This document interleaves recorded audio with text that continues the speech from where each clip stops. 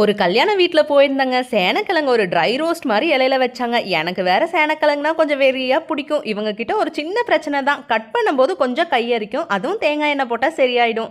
வேகலைன்னா நாக்கு பிப்பு எடுத்துக்கும். நல்லா ஆவியில் இல்லைனா ஆயிலில் ஃப்ரை பண்ணிக்கணும். மசாலாக்காக சின்ன வெங்காயம், தக்காளி, தேங்காய், இஞ்சி, பூண்டு, மிளகு, சோம்பு, கசகசா, முந்திரி, மிளகாய்த்தூள், மல்லித்தூள், மசாலா ரெடி.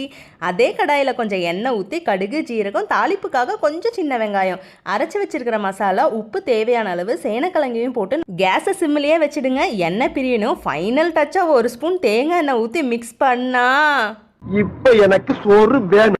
என்னோட மைண்ட் வாய்ஸும் அதுதாங்க. எங்க தலைவருக்கு சேனக்கிழங்குனாலே பிடிக்காது. அவருக்கு பச்சைப்பயிர் ரசம் வச்சு பச்சைப்பயிரும் கடைஞ்சி வச்சுட்டேன். இப்போ வேற கொஞ்சம் கிளைமேட் சேஞ்சா இருக்கு. அடிக்கடி சளி பிடிக்கிற பிரச்சனையெல்லாம் இருக்கும். நம்ம ரசம் எல்லாம் வைக்கும் போது குருமிளகை கொஞ்சம் சேர்த்தி போடுங்க. பஞ்சா பறந்துரும் சளி எல்லாம். எப்ப பார்த்தாலும் சோறு சோறு சோறு சோறு தாங்க முக்கியம். உழைக்கிறதே சாப்பிட்றதுக்கு தானே.